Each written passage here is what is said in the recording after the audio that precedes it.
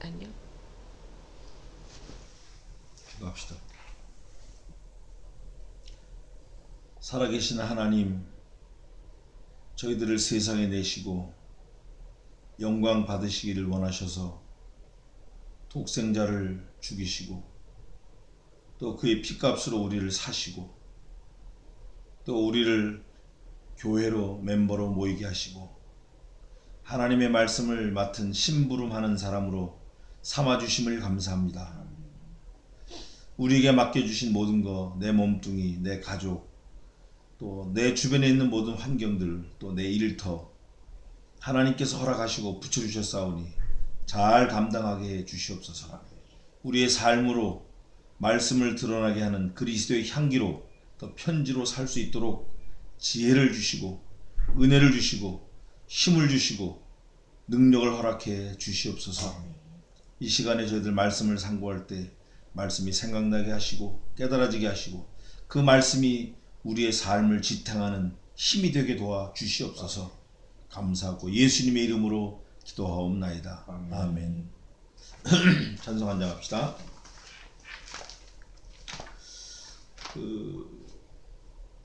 397장 아니면 401장 뭐 할까요? 401장 아니면 397장 397장 합시다. 397장. 한 사람 안 봐도 알잖아요. 주 믿는 사람이 일어나 다시 힘을 합하여 이 세상 모든 마귀를 다쳐서 멸하세. 저 앞에 오는 적들을 다 싸워 이겨라. 주 예수 믿는 힘으로 온 세상 이기네. 믿음이 이기네. 믿음이 이기네. 주 예수를 믿음이 온 세상 이기네. 온 인류 마귀 계율로 큰 죄에 빠지니 진리로 띠를 띠고서 늘 이루어주리세. 참 믿고 의지하면서 겁없이 나갈 때 주 예수 믿는 힘으로 온 세상 이기네. 믿음이 이기네.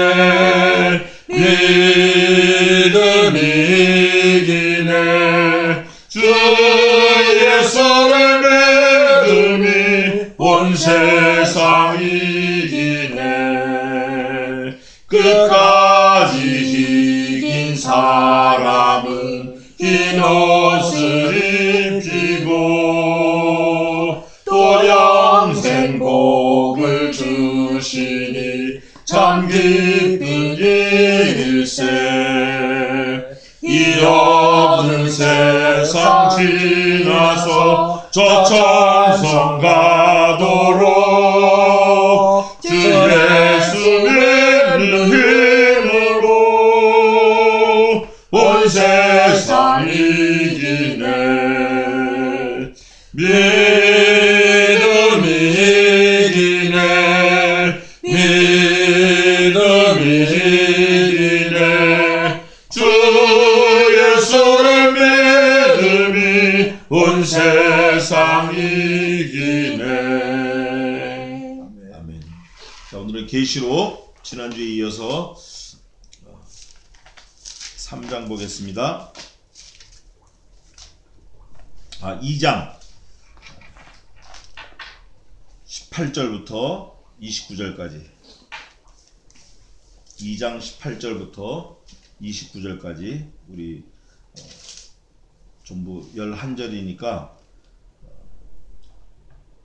3절씩 4절씩 교독합시다. 4절. 자, 우리 덕재형제부터 4절씩, 그 다음 전도사님, 그 다음 제가 할게요. 두아디라 교회의 사자에게 편지하기를, 그 눈이 불꽃 같고 그 발이 빛난 주석과 같은 하나님의 아들이 가라사대, 내가 네게 사업과 사랑과 믿음과 섬김과 인내를 나누니 내 나중 행위가 처음 것보다 많도다. 그러나 네게 책망할 일이 있노라. 자칭 선지자라 하는 여자 이세벨을 내가 용납함이니 그가 내 종을 가르쳐 꾀어 행음하게 하고 우상의 재물을 먹게 하는도다. 또 내가 그에게 회개할 기회를 주었을 때 그 행음을 회개하고자 아니하는도다. 볼지어다 내가 그를 침상에 던질 터이요 또 그로 더불어 간음하는 자들도 만일 그의 행위를 회개치 아니하면 큰 환난 가운데 던지고, 또 내가 사망으로 그의 자녀를 죽이리니 모든 교회가 나는 사람의 뜻과 마음을 살피는 자인 줄 알지라. 내가 너희 각 사람의 행위대로 갚아주리라. 두아디라에 남아있어 이 교훈을 받지 아니하고 소위 사단의 깊은 것을 알지 못하는 너희에게 말하노니 다른 집으로 너희에게 지울 것이 없노라. 다만 너희에게 있는 것을 내가 올 때까지 굳게 잡으라. 이기는 자와 끝까지 내 일을 지키는 그에게 만국을 다스리는 권세를 주리니 그가 철장을 가지고 저희를 다스려 질그릇 깨뜨리는 것과 같이 하리라. 나도 내 아버지께 받은 것이 그러하니라. 내가 또 그에게 새벽별을 주리라. 귀 있는 자는 성령이 교회들에게 하시는 말씀을 들을지어다. 아멘. 오늘은 무슨 교회가 나왔죠? 두아디라 교회가 나왔는데, 두아디라의 그 형편을 조금 설명을 하면, 이 두아디라 교회는 그 당시 교회, 소아시아 7교회를 나타내는 두아디라 교회도 되지만, 또 앞으로 다가올 신약 시대의 교회의 한 모습을 보여주는 그런 의미에서 두아디라 교회를 샘플 케이스로 한 거예요. 그러면 두아디라 교회는 우선 이름의 뜻이 뭐냐? 희생이다. 두아디라 그러면 두아의 성읍이다, 그런 뜻이에요. 예를 들어서 무슨 동네 같으면 수색 그러면 뭐 수색리 뭐 이렇게 하잖아요. 수색인데 수색리, 아니면 뭐 수색마을 뭐 그러잖아요. 우리 한국말로도. 그것처럼 두아의 성이다, 성읍이다, 그런 뜻으로 두아디라. 그러면 두아는 무슨 뜻이냐? 희생이다, 희생. 자기 희생이다, 그런 뜻이에요. 그럼 그 두아디라 성이 두아디라의 그 교회가, 신약교회가 언제를 대표하는 건가? 약 540년부터 AD 1500년 그 사이에 590년에서 1500년 사이, 그러니까 590년이면 종교개혁이 언제 일어났죠? 종교개혁이 언제 일어났어요? 마틴 루터가 517년 다 잊어버렸죠. 517년에 종교개혁이 일어났어요. 그래서 590년 쭉 지난 이후에, 그러니까 켈빈이 나올 고 무렵 같아요. 예. 그때부터 1500년까지 중세 암흑시대다 그래요. 종교의 암흑시대다. 중세교회사에서 암흑시대다. 왜 암흑시대인가? 너무나 많이 타락한 거예요. 뭐가 타락했죠? 천주교가 타락한 거예요. 로만 캐톨릭이 타락했어요. 그래서 로만 캐톨릭이 완전히 그 이단 우상으로 간 거예요. 그래서 저는 인류 유사일에 가장 사악한 이단이 로만 캐톨릭이 아닌가, 제 개인적으로는 그렇습니다. 그래서 로만 캐톨릭은 우리가 정말 경계해야 될 거예요. 그 중세 암흑 시대를 나타낸 두아디라 교회인데, 그 교회는 우선 위치적으로 보면 버가모 동남쪽 60km 지점에 버가모, 그러니까 에베소 버가모 교회하고 사대 교회 사이에 있었는데, 동남쪽으로 약 80km 내려가고, 버가모 교회에서는 동남쪽으로 60km 내려가고, 거기에 이제 헤르무스라는 강이 있어요. 강 지류. 헤르무스가 이제 한강이면 한강의 지류, 색강 같은 게 있어요. 그게 이름이 루커스인데 지금 저도 터키에 가보니까 그 터키가 아주 굉장히 아름다운 곳인데 지금으로 말하면 터키의 도시의 이름이 아키살이라는데 아키살. 지금 한 5만 명이 사는데 그 아키살이라는 그 도시가 지금 있는데 그 지역을 약 AD 590년에서 1500년에 일어날 그 일을 두아디라 교회를 들어서 성경에 이렇게 기록해 놓은 거예요. 그러면 중세 종교 암흑 시대는 뭐를 암흑 시대라고 그랬나? 왜 암흑 시대라고 그랬나? 그 당시 두아디라는 그 색강이 있었다 그랬죠? 루카스 그 강에 색강이 있었어요.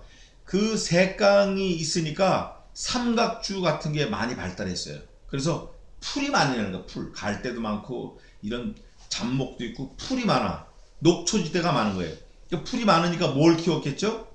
소, 양, 염소 이런 걸 많이 키운 거예요. 많이 키우다 보니까 그 양들을 또 소를 또 짐승들을 잡아서 가죽을 벗기고 옷을 만들고 뭐 수출하고 털로 옷감을 만들고 양털로 만드는 옷 중에 제일 그 고급 옷이 뭐라 그래요? 캐시미어라 그래. 캐시미어. 아주 가볍고 또 울, 모. 그래서 가죽을 벗겨서 가죽을 만드는 공장이 발달하고 그 가죽에 무늬를 내려니까 어떻게 돼? 염색도 해야 되죠. 그 염색이 발달하고 또 그 가죽을 가지고 가방 만들려면 장신구를 달아야 되니까 이런 장신구 만드는 사람들도 많이 몰려들었어요. 또 장사꾼들도 많이 몰려들고 그러다 보니까 자연스럽게 이게 커져가지고 조합이 된 거예요. 노동조합이. 그러니까 양 치는 사람들 조합, 가죽 만드는 사람 조합, 염색하는 사람 조합, 장신구 만드는 사람 조합 이런 노동조합이 많이 생겨가지고 결속이 된 거예요. 엄청나게 단단하게. 그래서 개인이 뭔가 하기가 힘들어. 노동조합의 지배를 받는 거예요. 이 그 두아디라 교회는 노동조합의 규제를 받는데 사생활까지 받아요. 월급 주는 거, 월급 받는 거, 뭐 이런 것까지. 그래서 통제가 너무 심한 거예요.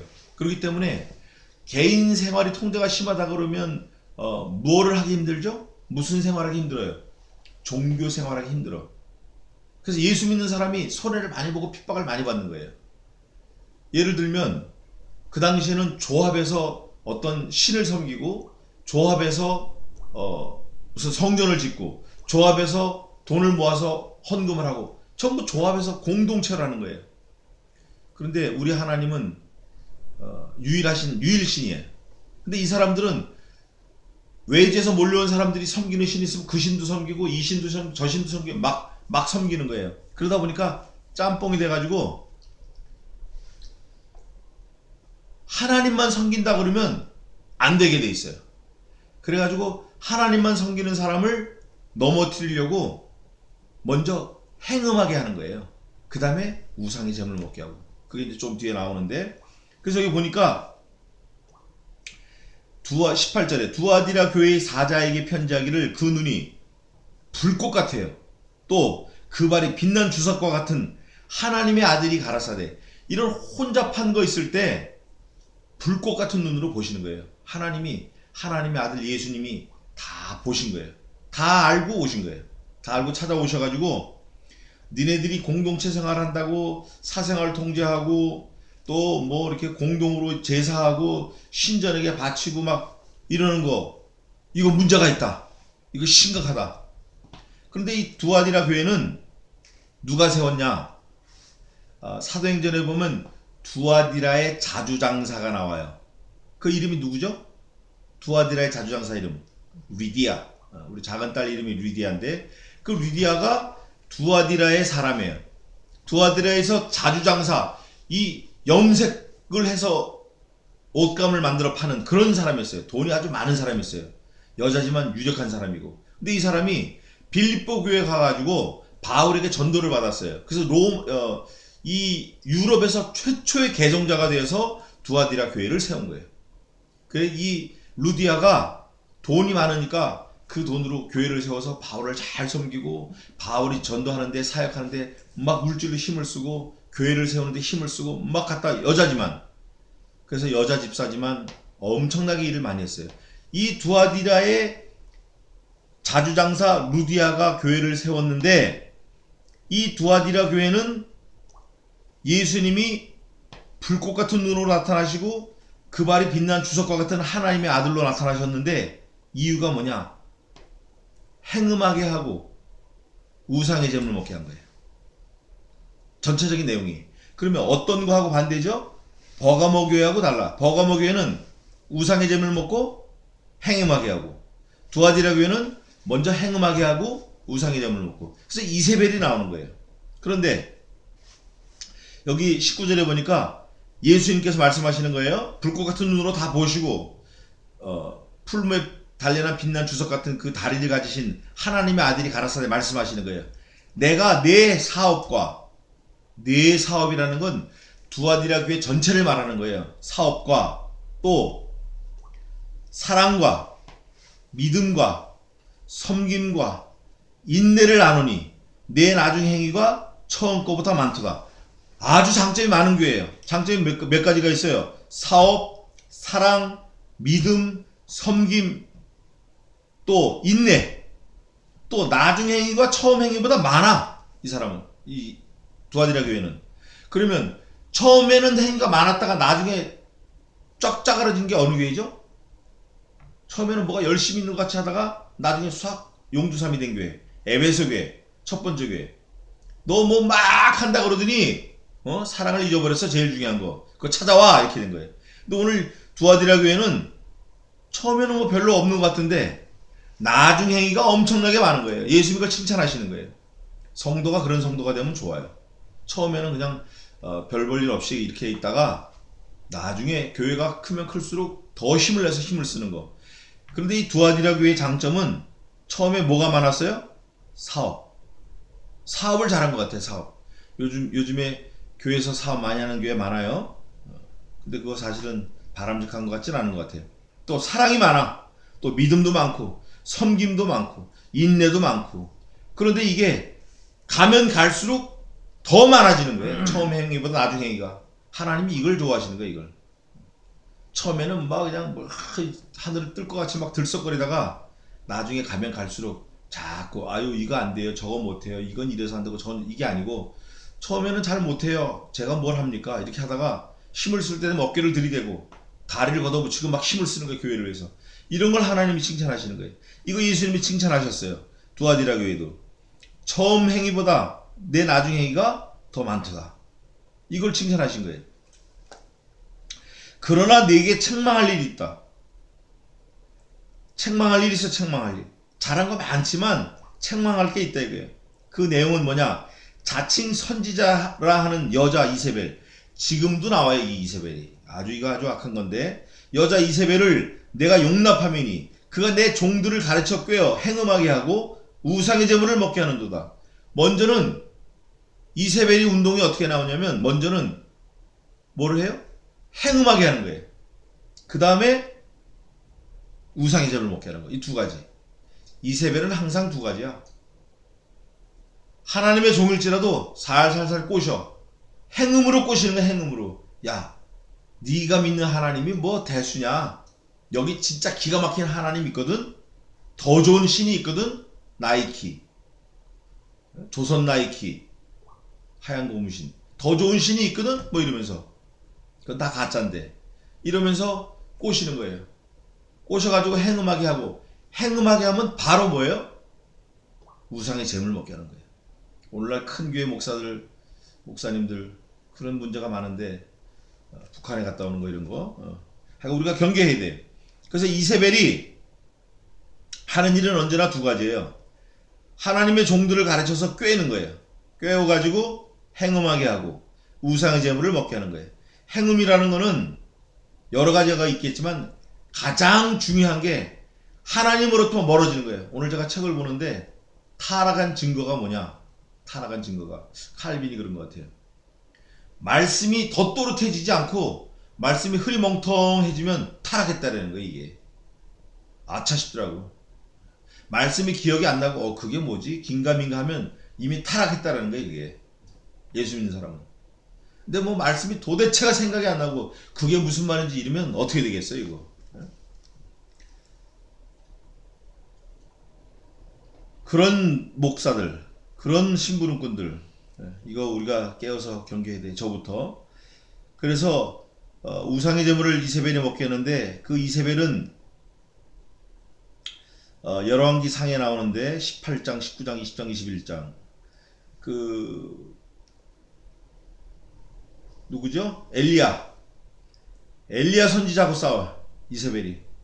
그런데 뭐 바르게 들러붙어 가지고 850명이나 나오는 거야 선지자들이. 근데 하나님 편에 붙은 선지자는 한 명밖에 없어요.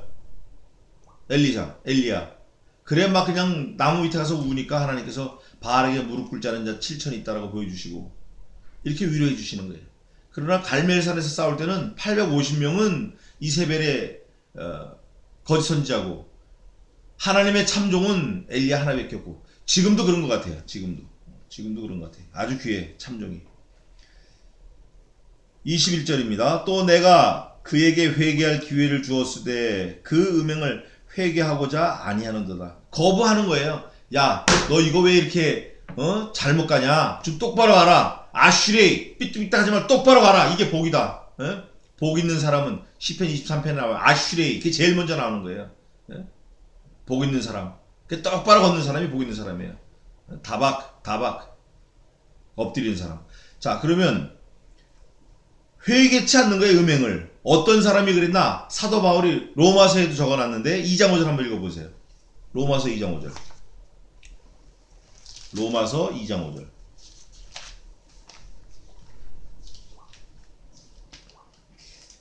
독점자 한번 읽어봐요. 다만 내 고집과 회개치 아니한 마음을 따라 진노의 날 곧 하나님의 의로우신 판단이 나타나는 그날에 임할 진노를 내게 쌓는다. 뭐 하지 않아요? 뭐 하지 않는 고집이에요?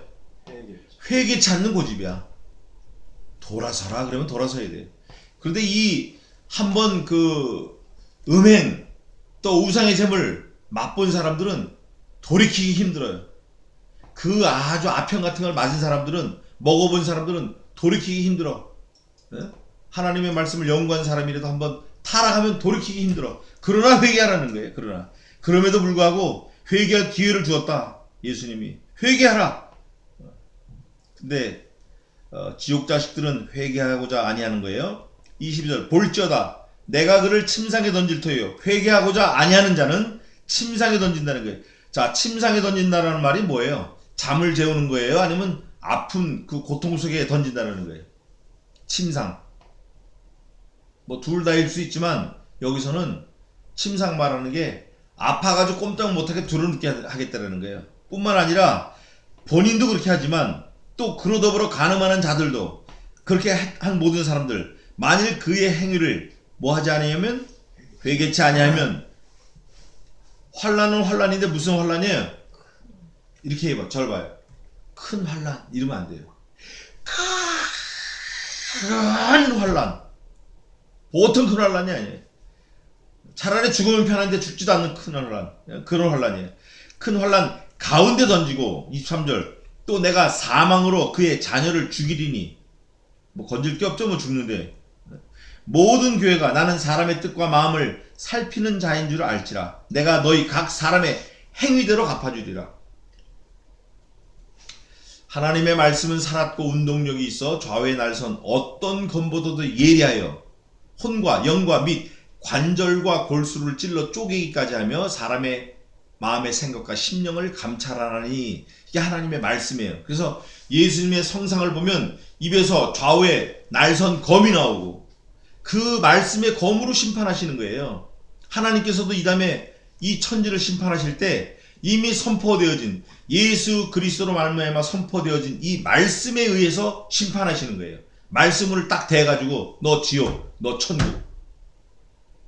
그런데 여기 보니까 중요한 말씀이 하나 나왔어요.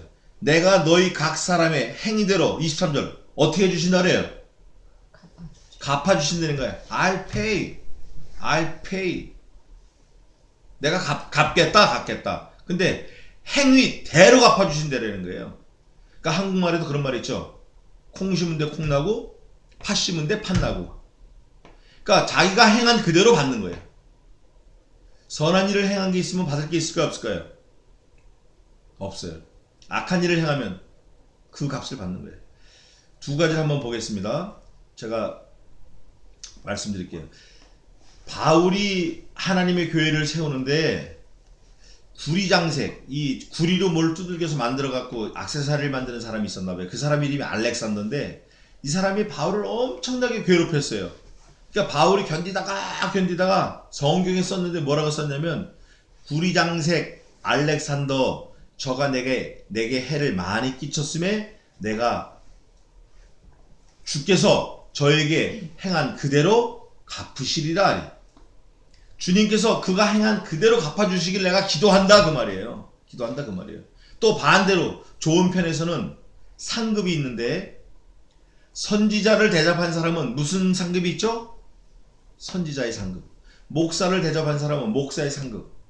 더 심각한 거는 어린아이에게 냉수 한 그릇 준 거 그거 하나님께서 결단코 그 상을 빼앗기지 아니하리라 그러셨어요. 우리가 가다가 어려운 사람에게 물 한 컵 준 거 있잖아요. 물 한 컵, 냉수 한 컵. 이게 다 상을 받겠다라는 거예요. 나는 생각하지도 않았어. 그래서 예수님이 그러시는 거예요. 막 상을 주려고 하니까 그 상을 받을 당사자가 뭐냐면 주님 저는 뭐 한 게 없는데요? 아니다. 또 나한테 배고플 때 밥 갖다 줬잖아. 내가 주님한테 밥 드린 적이 없는데 식사 대접한 적이 없는데요. 그거 어려운 사람 식사 한번 사준 게 그게 나한테 한 거야. 그래요? 내가